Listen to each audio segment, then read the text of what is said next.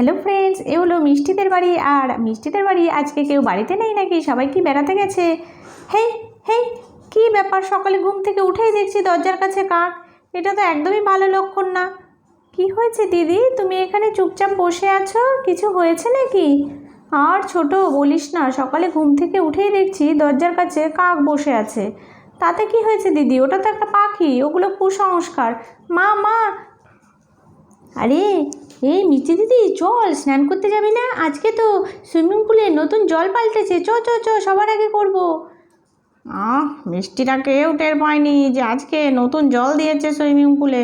আমি আজকে আগে স্নান করে নেব, একদম ফ্রেশ জল, কেউ নামেনি এখনো পর্যন্ত। কি যে আরাম লাগছে না আমার, আমি একবারে 100টা ডুব দেবো আজকে। আরে পুবলু, তুই আগে চলে এসেছিস? যা, ভাবলাম সবার ফার্স্ট আমরা নামবো সুইমিং পুলে, তো আগেই পুবলুটা চলে এসেছে। তোর বাবা, ভালো লাগে না, কি যে করি না যাই। স্নান তো করতেই হবে, করেই নি। জলটা কি ঠান্ডা! আরে আমিও চলে এসেছি তো, এই গরমে আমারও না সুইমিং পুলে স্নান করতে ইচ্ছা করলো। খুব ভালো করেছিস। বাপরে বাবা, আমরা একসঙ্গে ডুবতি। হ্যাঁ রে খুশি দিদি, কি মজা কি মজা! রে পুবলু দাদা, তুই ওরকম ভেসে বেড়াচ্ছিস কেন জলে?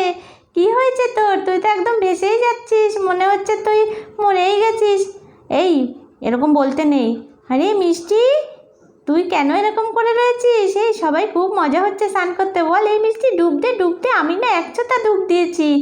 তাই নাকি? খুব ভালো করেছিস। আমি অতগুলো ডুব দিতে পারবো না, তাহলে আমার কি ব্যাপার?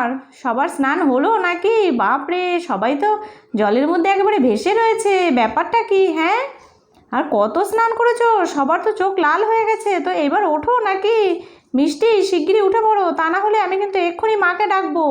দেখো তো, চোখ লাল হয়ে গেছে, তাও ওঠার নাম নেই, শুধু ডুব দিয়েই যাচ্ছে।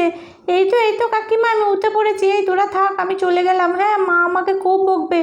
বাবা, আমারও কি চোখ লাল হয়ে গেছে নাকি? বাড়ি গেলে তো মা খুব পিটুনি দেবে। একটা ডুব দিয়ে উঠে পড়ি, বাবারে বাবা।